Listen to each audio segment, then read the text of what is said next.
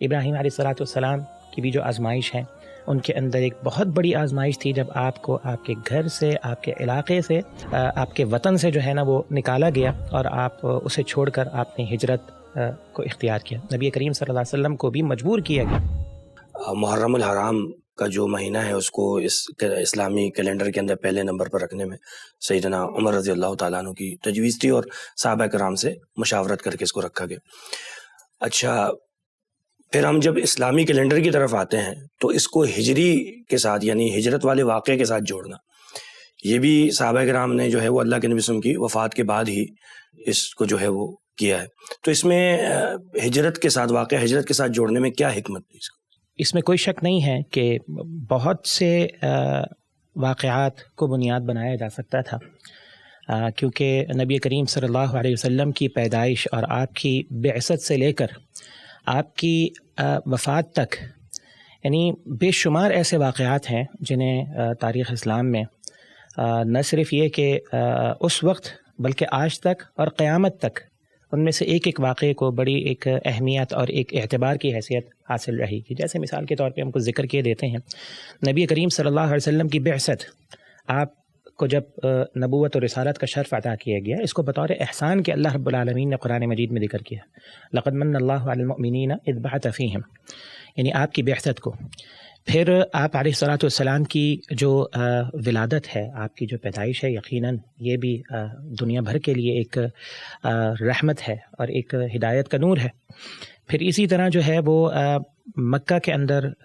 صحابہ کرام رضوان اللہ اجمعین نے، نبی کریم صلی اللہ علیہ وسلم نے مدینہ کی نسبت زیادہ وقت گزارا ہے. صحابہ کرام کی جو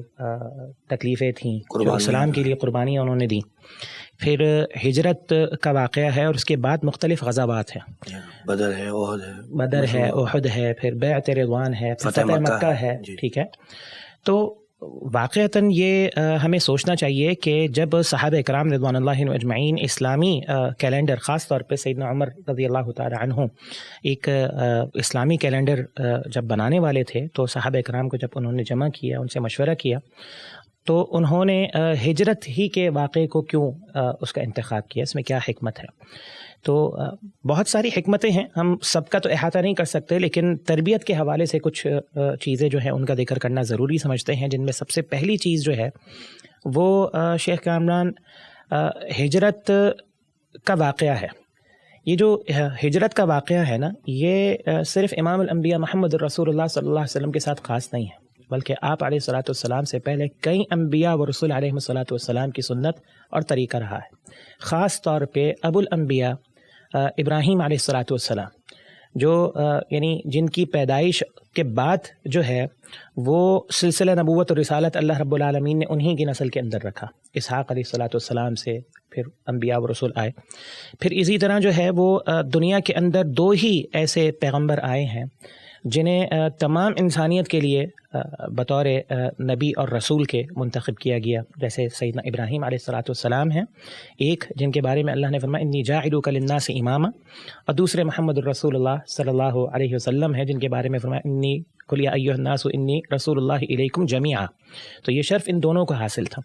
اور ان دونوں کی جو زندگی ہے وہ یعنی کہ اگر آپ پڑھیں ان دونوں کی زندگی کو، تو اگر آپ ایک کی زندگی پڑھیں گے تو آپ کو ایسا لگے گا جیسے آپ دوسرے کی زندگی پڑھ رہے ہیں، اور اگر دوسرے کی زندگی پڑھیں تو آپ کو ایسا لگے گا جیسے آپ پہلے کی زندگی پڑھ رہے ہیں. یعنی ابراہیم علیہ الصلوۃ والسلام کی سیرت ہو بہو نبی کریم صلی اللہ علیہ وسلم کی زندگی، اور نبی کریم صلی اللہ علیہ وسلم کی سیرت طیبہ ہو بہو تقریباً ابراہیم علیہ الصلوۃ والسلام کی. اور دونوں کے اندر مشترک چیز جو ہے یہ ہجرت ہے. ابراہیم علیہ الصلوۃ والسلام کی بھی جو آزمائش ہیں، ان کے اندر ایک بہت بڑی آزمائش تھی جب آپ کو آپ کے گھر سے، آپ کے علاقے سے اور اپنا یعنی کہ آپ کے وطن سے جو ہے نا وہ نکالا گیا اور آپ اسے چھوڑ کر آپ نے ہجرت کو اختیار کیا. نبی کریم صلی اللہ علیہ وسلم کو بھی مجبور کیا گیا. یہی وجہ ہے کہ جب آپ مکہ سے نکل رہے تھے تو مکہ کی وادیوں کو دیکھ کر آپ بڑی محبت کا اظہار کر رہے تھے کہ اگر اہل مکہ ہمیں نہ نکالتے تو ہم کبھی مکہ تجھے چھوڑ کر یہاں سے نہ جاتے. تو ایک تو آپ یہ سمجھ لیں کہ انبیاء علیہ الصلوۃ والسلام کو جس کڑی آزمائش سے گزارا گیا اس میں ہجرت کو ایک امتیازی مقام حاصل ہے. یعنی اللہ رب العالمین نے سب سے زیادہ اس کرۂ ارض پر سب سے زیادہ اگر کسی کو آزمایا ہے تکالیف میں، پریشانیوں میں، مصائب کے اندر، جس طرح ایک سونے کو خالص کرنے کے لیے اسے بھٹی کے اندر ڈالا جاتا ہے اور آپ سمجھیں کہ اسے وہ پھر نکھر کر جو ہے وہ سامنے آتا ہے اور اپنی چمک سے جو ہے نا وہ اپنے ارد گرد کو روشن کرتا ہے، انبیاء و رسول کو بھی ایسے ہی آزمایا گیا اور ان میں سر فہرست ایک ہجرت کا ایک اپنا کیا کہتے ہیں سفر یا ہجرت کا واقعہ ایک اہمیت کا حامل ہے۔ دوسری بات اس کے اندر یہ ہے کہ ہجرت جو ہے یہ حق و باطل کے درمیان، اسلام اور کفر کے درمیان، یا یوں کہہ لیں کہ توحید اور شرک کے درمیان اللہ رب العالمین کی آزمائش کا ایک ترازو، ایک معیار رہا ہے۔ مثال کے طور پہ کہ ایک طرف دنیا ہو اور دنیا کے اندر جو ہے نا وہ آپ کا محبوب گھر ہو، آپ کے گھر والے ہوں، آپ کا محبوب علاقہ ہو، آپ کے ارد گرد کے لوگ ہوں، قوم، برادری، خاندان زندگی گزری ہو، پوری زندگی آپ کی جہاں پر گزری ہو، آپ کو وہ سب کچھ چھوڑنا پڑے ایک اللہ رب العالمین کے لیے، اللہ کی توحید کے لیے، اللہ کے دین کے لیے۔ ہاں، تو یہ ایک اتنی بڑی قربانی ہے ہجرت کی کہ جس سے آپ کا ایمان پرکھا جاتا ہے، جس سے جو ہے وہ اللہ کے ساتھ آپ کی محبت، اللہ کے ساتھ آپ کا تعلق پرکھا جاتا ہے۔ تو صحابہ کرام نے جب ہجرت کے واقعے کو بنیاد بنایا تو آپ سمجھ لیں کہ گویا کہ ایک نصیحت تھی پوری امت کے لیے کہ ہر سال جب یہ جو سرکولیٹ ہوتے ہیں مہینے، جب مہینے ختم ہوں اور محرم شروع ہو تو مسلمانوں کو وہ ہجرت کا واقعہ یاد آئے اور اللہ کے انبیاء بالعموم اور بالخصوص امام الانبیاء محمد الرسول اللہ صلی اللہ علیہ وسلم کی قربانیاں کہ انہوں نے اللہ کی رضا کے لیے، اللہ کی توحید کے لیے، اللہ کے دین کے لیے سب کچھ جو ہے وہ قربان کر دیا تھا، مسلمان اس کو یاد رکھیں، ٹھیک ہے، اور اس طرح ان کے اندر اللہ سے قرب کا ایک جذبہ پیدا ہو، اللہ سے محبت اور اللہ کے دین کے لیے کچھ کرنے کا، کچھ مثالی کام انجام دینے کا جو ہے نا وہ ان کے اندر ایک جذبہ پیدا ہو۔ کیونکہ آپ یہ دیکھیں ہمارے معاشرے کے اندر اکثریت، خاص طور پہ میں یوتھ کا اگر ذکر کروں، نوجوانوں کا، تو ان کو یہ بات سوچنی چاہیے کہ وہ اپنی زندگی کا جائزہ لیں اور یہ سوچیں کہ انہوں نے اگر ایک سوال کیا جائے کہ انہوں نے اللہ کے لیے کیا کیا ہے، اللہ کے رسول کے لیے کیا کیا ہے، اللہ کے دین کے لیے کیا قربانی دی ہے، ہاں، تو اس کا ان کے پاس کیا جواب ہوگا۔ تو جیسے ہی ذی الحجہ کا مہینہ آتا ہے، محرم کا مہینہ شروع ہوتا ہے، صحابہ کرام کے انتخاب سے ہمیں یہ تربیت حاصل ہوتی ہے کہ ہم ہر گزرے ہوئے سال اور ہر گزرتے وقت کے ساتھ جو ہے وہ اس حوالے سے سوچیں کہ ہم کہاں پر کھڑے ہیں، ہم نے جو وقت گزار دیا ہے وہ کیسے گزارا ہے، اور ہم نے آنے والا وقت جو گزارنا ہے وہ کیسے گزارنا ہے۔ پھر اسی طرح جو ہے ہجرت کے واقعے میں ایک بہت بڑی جو حکمت ہے وہ نبی کریم صلی اللہ علیہ وسلم کے ہجرت کا خاص واقعہ ہے کہ نبی کریم صلی اللہ علیہ وسلم کو آپ ہجرت فرمانا چاہ رہے تو آپ نے اپنے سے پہلے بہت سے صحابہ کو بھیجا، ٹھیک ہے، پہلے حبشہ کی طرف ہجرت ہوئی، بہت سے مسلمان اس بات کو نہیں جانتے کہ پہلی ہجرت اسلام میں حبشہ کی طرف ہے، ٹھیک ہے، پھر دوسری ہجرت مدینے کی طرف ہے، اور نبی کریم سے پہلے بعض صحابہ نے دو ہجرتیں کی ہیں اور بعض صحابہ نے ایک ہجرت کی ہے، ٹھیک ہے۔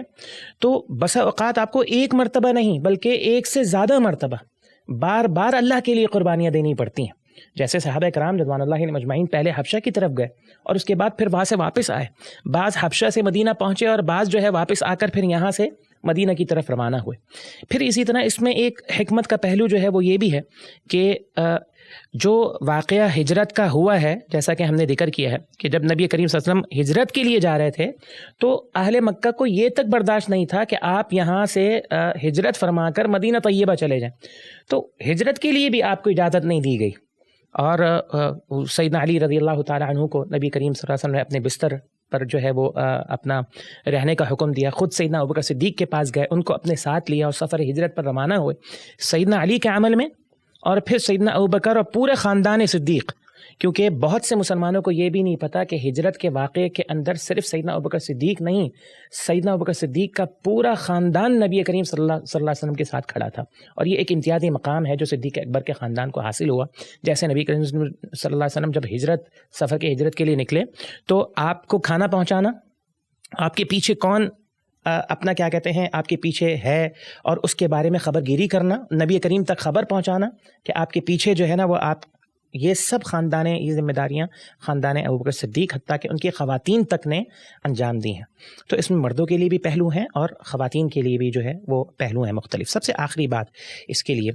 ہجرت کا جو کلمہ ہے، ٹھیک ہے نا، اگر آپ اس کا باب دیکھیں اور اس کا لغوی معنی دیکھیں تو اس کا مطلب ہوتا ہے چھوڑنا، ٹھیک ہے نا، ترک کرنا، قربانی دینا. تو ایک مسلمان یعنی کہ سارے مسلمانوں کو تو یہ موقع نہیں مل سکتا نا کہ وہ اپنے گھر بار کو، اپنے علاقے کو، اپنے شہر کو اللہ کے لیے چھوڑیں،